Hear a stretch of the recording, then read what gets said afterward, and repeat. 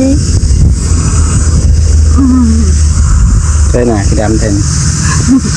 หน้าแหล่เลย ชื่อคิมมาเลยเด้อ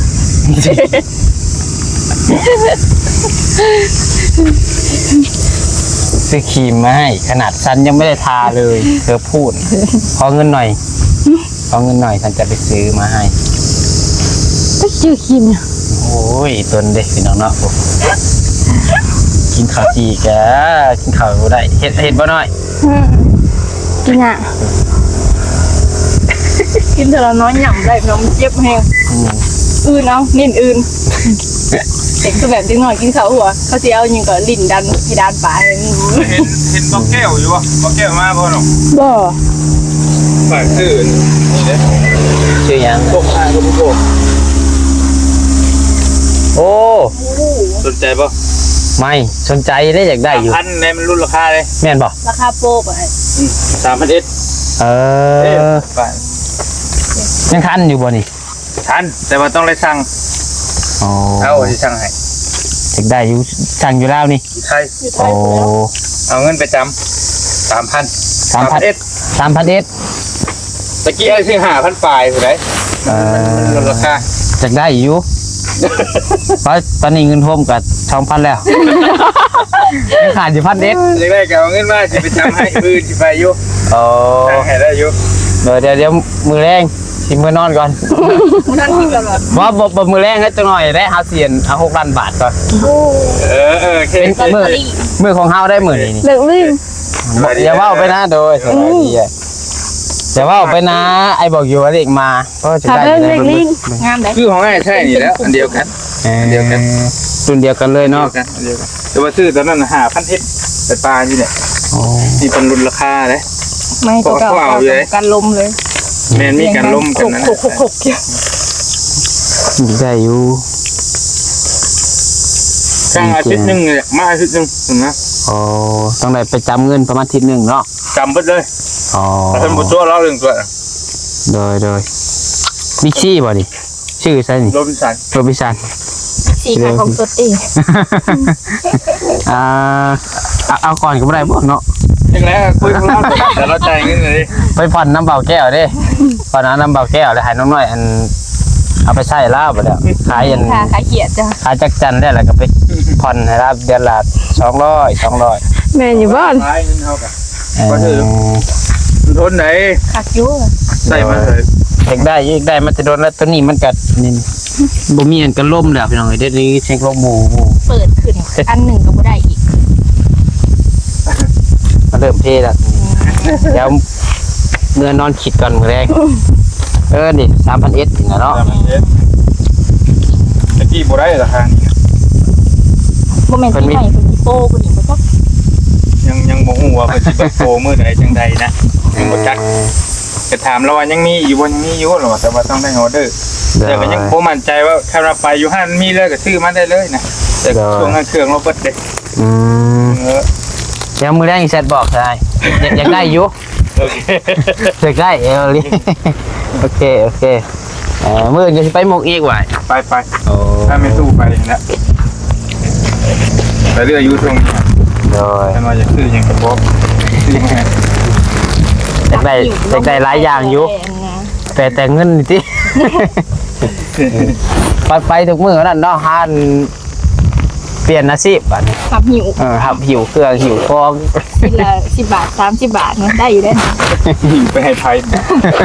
โอ้ยบ่ยาก ขายดอกไม้ก็ขายอย่างก็ขายพวงมาลัยเห็นนะ จะไม่คลายพวงมาลัย ไม่ขายพวงมาลัย ที่แยกแค่แดงบ่ ไปกับไปบ่แต่การบืน คนอื่นแล้วเขาอย่าไปเห็นอาหารพวกผักพวกบ้าเจ้าอะไรสิไปขายพวงมาลัย ขายพวงมาลัยดีถึงแล้ว มักตากแดด ขายอยู่บ้านเขาก็ได้ไปขายอยู่พุ่นพิษกฎหมายเนาะขายบ้านอยู่บ้านเงิน พิษบ่ เอาพิษแล้วเนาะ แปลว่าคนลาวไปขายพุ่นกับบ่ได้บ่ ได้แล้ว โอ้ เขาบ่ให้ต่างดาวเฮ็ดอาชีพ บ่ได้ เราจะมาเป็นลูกจ้างเพิ่น บ่ได้ โอ้บ่ได้ฮู้เลยฮักก็ฮู้เลย เฮ้ยบ่ได้ อันนั้นว่าคนไทยแหละได้เนาะอันนั้นคนไทยมาเฮ็ดอยู่บ้านเฮาได้ซะ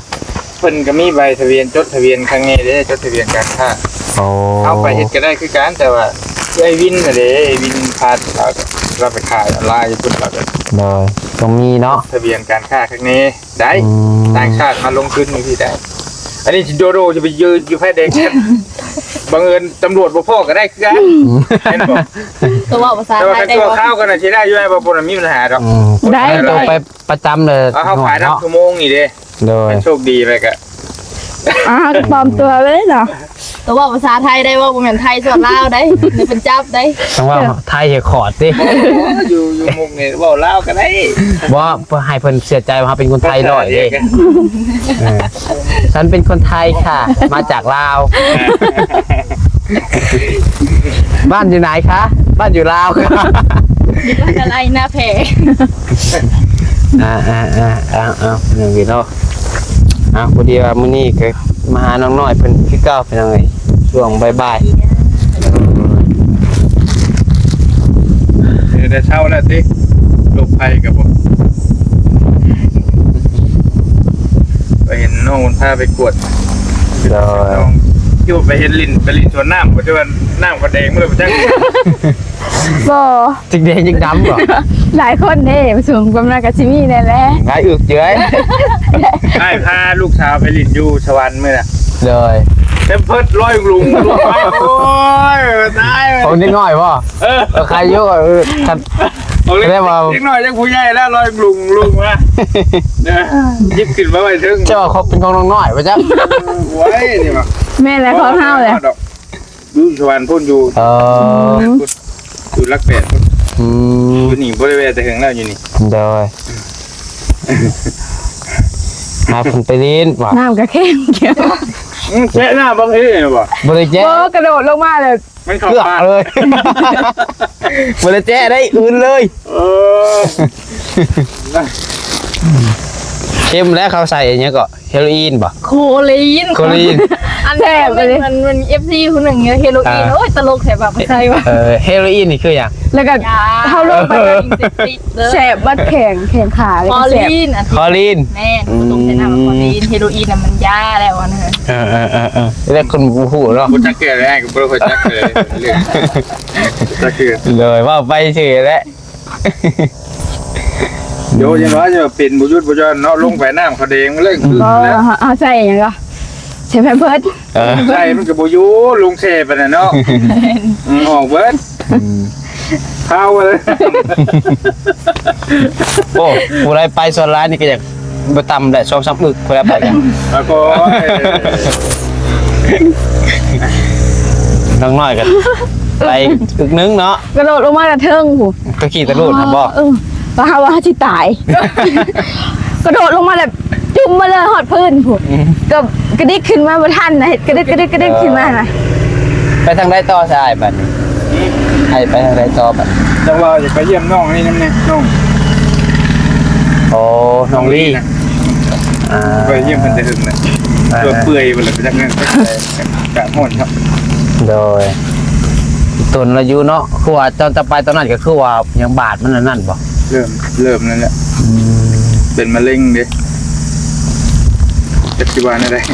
แต่เพิ่นก็บ่จักไปทางเราเด็กน้อยเด้ โดยคือว่าอะไรมะเร็งนี่เนาะ แม่ ตาบ่ได้ อันนั้นแหละจังว่าหลายคนก็จังเป็นห่วงว่าคือน้องน้อยยันมันลามฮอดมะเร็ง โดย แล้วมันสิรักษาบ่ได้ก็มันฮอดพุ่นนะ คันพอรักษาอะไรรักษาเนาะความยังบ่เป็นแห้งว่าซั่นซะ ไปมื้อนั้นเพิ่นว่าบ่ได้มีหยังติเจ้าพาไปติ โดยบ่มีหยังไปโกเบิ่งซื่อเฮาก็ยังบ่ได้กวดแบบว่า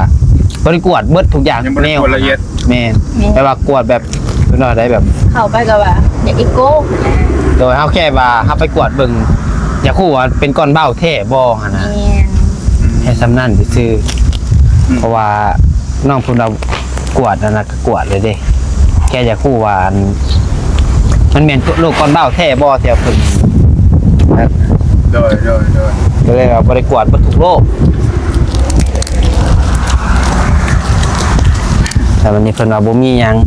แต่พดมาจันเป็นอันนี้ซะอีกอะไรนั่นก็จักแม่นได้แหละ ก็ระวังเอาอะไรแบบ โดย บ่เฮ็ดเนี่ยมันหนัก แม่นกับการกินกันหยังกะกันคลำได้ก็ดีเนาะก็คลำนํกับย่านมัน จักเดือนหนึงซะอย่างน้อยเนาะเดือนปลายก้าวว่าหาบ่เป็นอีหลีเฮาจังกิน ลูกเลยแซ่บคนกินแซ่บนะ เลย แต่ว่าอันนั้นก็แบบเดียวกันกับหายกับบริ เลย คนกินแซ่บเขาเชื่ออายุน้องหน่อย กินแล้วมันแบบคือมีความสุขดี มีความสุขในการกินแม่นบ่ นั่นแหละ บ่อาเสร็จให้รีเปิดช่องให้เอ้าผมเถื่อมีคนมากได้เนาะ เอ้ามีซีเพิ่นเน้นมาอยู่ได้ว่าคือบ่ซ้อนน้อยให้ไทย YouTube ว่าเขาเป็นอาชีพว่า น้องน้อยสายกินบ้านนาเพก กินเจอกินเบิร์ดได้ล่ะ จะจันซอยจอกซอยจุ้ยจะต้องกินกับคักได้ แบบจิบะมี่บัด นะบ่มีหยัง บะมี่เขากินแล้วบัด โว้ยยาก ตำฮูบริยา บ้านเฮา แม่น คะแนนว่าตัวจะเฮ็ดเปิดช่องสายกินนี่กะ ขวดจักรจันทร์ แต่ ตัวต้อง กินในไลน์ แมนกินแบบข้าวๆแล้วกินแบบแซ่แบบ กินแบบคือหิวบ่ แบบคนเห็นทำเฮาเลยโอ้น้ำลายเฮยน้ำแบบนี้นะเอาขอโทษน้ำเป็นแบบนี้ แต่เป็นโอ้มันคือจะกินแซ่บเนาะอีนี่แบบสินะ เบิร์ดพอตุก เอานะ แซ่บอยู่เนาะ แน่พี่น้องเลยเนาะมาช่วงบาย โอเคเด้อตามสบายเด้อ โดยโอเค ไปห่มคามกันแป๊บนึ โอง เคเดี๋ยวจังหน่อยต้องปัสไซมากกับว่ามึงเถื่อสิเมื่อไหวแน่พี่น้อยมือนี่เบิ่งตัวจริงก่อนมึงเถื่อมีเวียกแน่พี่น้อยมึงเถื่อถามเพิ่นโทรมาคันว่าขนาดกสิเมื่อพี่น้องเลยเนาะใจก็ว่าจะอยู่ค่ำอยู่แหละพี่น้อยก็เทินมาอยู่แต่ว่าในว่ามันจังได้ว่านะพี่น้อง เบิ่งตัวจริง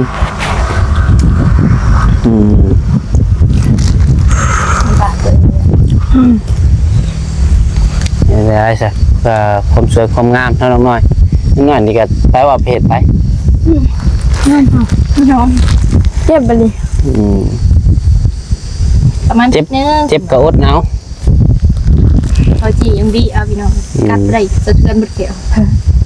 คือเพิ่นโลกเอาอย่างเงี้ยนะ บริสุทธิ์โลกเลยฮะจัดแขวเขาคือดึงแขวโอเคดึงแขวที่มันส่งมันมี2หมากดึงมาซบกัน แค่ห่าง ว่าห่างกับบริห่างเนาะห่างไม่เดียวห่างข้างหน้าก็เลยดึงเขาซะตัดสินใจดึงเขา จะกินข้าวกินน้ำแล้วป่ะจ๊ะ จักไปทางใดพามาเห็นต้มขากายนวลนึงแล้วก็เขาว่าพระชัยมาแล้วบ่ว่าเพิ่นมาโดนเตือนแล้วบ่เพิ่นเมื่อยแล้วบ่เอาเพิ่นไปโหลดคลิปตอนนั้นเพิ่นเข้ามาแล้วโอ้เกี่ยวต้มขากายก็ว่าพอดีเฮาอย่างแล้วเพิ่นพี่อ้ายก็มาแล้วว่าก็ต้มขากาย บอกกินไออื่นเราบอกกับเราก็ว่าได้เราสิมาถ่ายคลิปน้ำแล้ววะเราก็บ่ได้อายไปได้ดอกขนาดนั้น คำอะไรได้มันนอ เนี่ย น เราอายคนหลายๆ คันมีแต่ซุ้มไม้นี่แล้วก็บ่ปานใดว่านนี่ไอ้ก็ถ่ายแล้วอยู่เนาะ โดย พอแล้วนอนเลยเอานอนพักผ่อนจ้อยลุยต่อเลยฮะเนี่ยมีแต่เอาไว้ให้เราก็ได้ข้าวจีก่อนนะยังบ่ได้กินดอกยันว่าให้เพิ่นก็ได้ให้เบาอิ่วเบายังก็ อยู่อ่ะ เลยให้เพิ่นกิน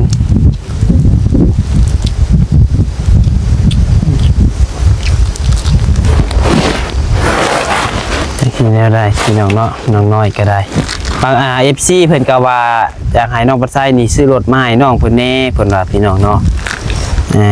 เรื่องรถเรื่องล่างนี่ก็ถามว่าซื้อได้บ่ก็คะแนนมารวมกันกับของไอ้ตูนนี่ก็สิได้อยู่รถแบบมันรถแบบน้องพันธุ์พี่น้องเนาะ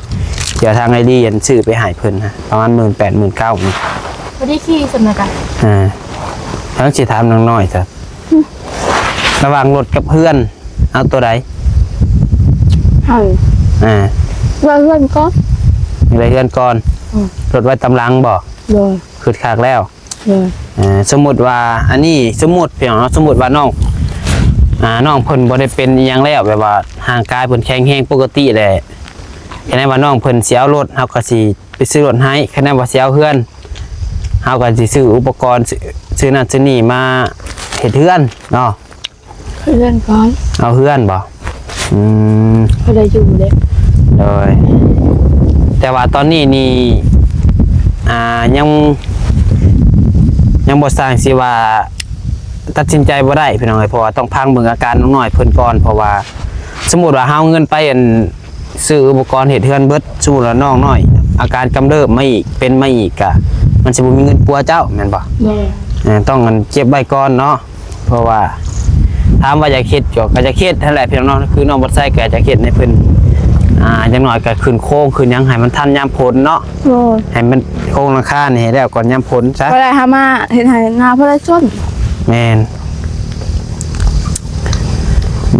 ก็มี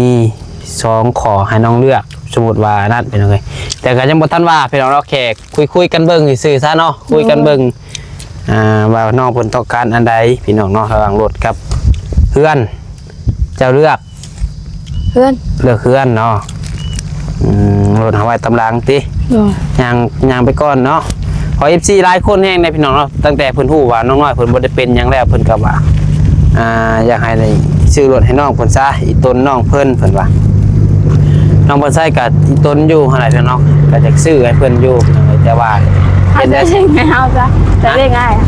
อัสเร่ง ขายบ่ อัสเร่งของอ้ายฮะของอ้ายสิซื้อขี่ยังไปซื้อเครื่องไปตลาด อ้าวนั่นบ่ แล้วขี่ไปตลาดทุกมื้อได้รถหาเงินได้สเร่งกันอีห้างแล้วฮะ นานได้น่ะ โอ้รถหาเงินหาค่ำได้หาแก่เงินแก่ค่ำได้นะฮะ หาก็อยากได้เลย ตัวว่าอันได้น้ำมันเท่าไรแล้ว มันได้พาหาเงินแต่ละมื้อไปตลาดแต่ละรี่ หาก็ ตั้งแต่อ้ายยังน้อยๆผัวจื้ออยู่ตอนนั้นเข้าสวรรค์ตอนแรกๆผม หาก็พอได้แก่เครือข่ายเด้แก่คุเครียดหรือว่าได้หยังก็พอได้แล้วเด้พอได้เขาได้แล้วจ้างไปหากันยุบ แต่เซเล่งคักอยู่แต่ว่าหาทางหาบัดบ่คือกันนะ โดยกับคันสเร่งมันก็สิไปลำบากอยู่เพราะว่าทางตัวมันไปหน้าเด้ขานรถจักรนี่ก็ยังว่ายากและรถไทยนี่ก็คันตัวซื้อสเร่งโอ้ให้หมอยว่าคะแนนว่ามีรถจักรกะจากแรกคะแนนว่าตัวสิขี่แถวบ้านแถวยังบ่ออกหน้าคันย่ำหน้ากะออกไปหน้ากะช่วงย่ำแรงก็สิได้อยู่สเร่งกะ อยู่ คันย่ำพ้นนี่ก็อย่างยากอะไรพี่น้องเอาถือว่าเรื่องเพื่อนเรื่องชาติเก่าพังไปเนาะเอาดินเข่าให้มันแล้วก่อนซะเอาตัวนี้ก่อนเนาะเอาดินเอายังเข่าก่อนพี่น้องเลยคะแนนว่าเอาดินเข่าแล้วมีงบมียังเข่ามาเรื่องหลังคากันจังหวะกันพี่น้องเลยเพื่อแล้วนี่ก็จังว่า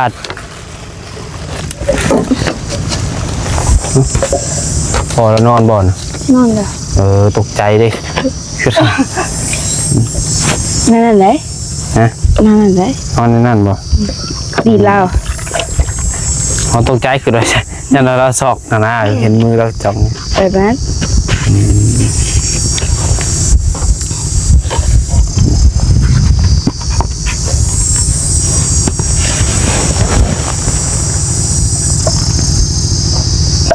มาใส่ น้อยเบิดก่อนหนึงทางนี้ยังบ่เบิดให้ก็ครึ่งก่อน ว่าเรื่องน้ำอีกก่อนน้ำนี่นะ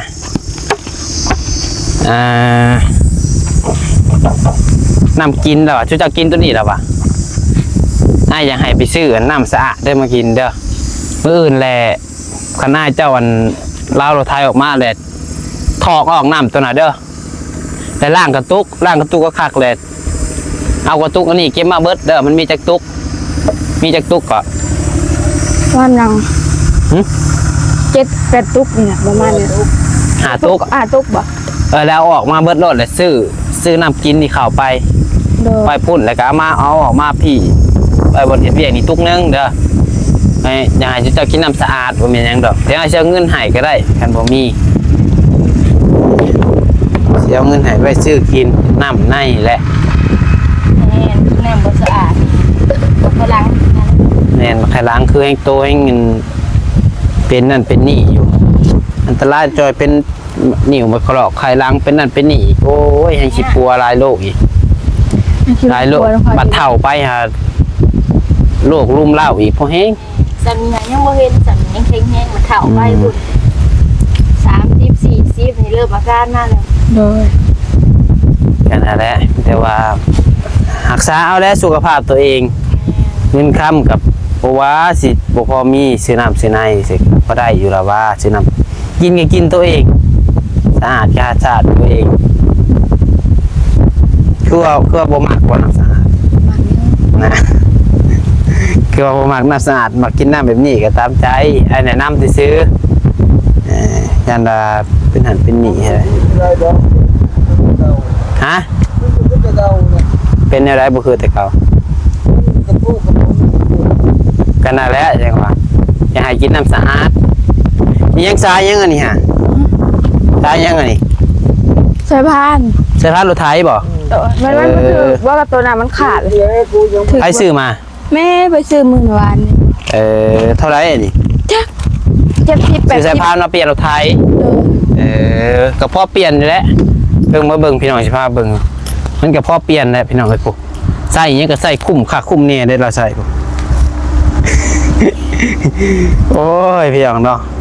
คือตีนมันก็ปู้อย่างไรว้าวพี่น้องเลยเนาะตีนรถไทยนี่ก็โคตรโพไปใส่พี่น้องเลยเนาะมีแต่ว่าคลิปนี้น้องปลาไส้ก็สิได้ขอลำลาจบคลิปปิดคลิปไปเพียงเท่านี้ก่อนเพราะว่าโทรศัพท์ฮ้อนแห้งเลยพี่น้องเลยถ่ายตอนช่วงแดดร้อนๆนี่บ่ไหวพี่น้องสิตัดแล้วฮ้อนวูอย่ามันระเบิดใส่หัวอยู่นี่พี่น้องเลยอยู่ดีมีแห้งบ่สุขุสุคนได้เพียงเด้อสำหรับคลิปนี้ผิดพลาดประการใดก็ขอโทษขออภัยนำเวลานางโอ้คุยกัน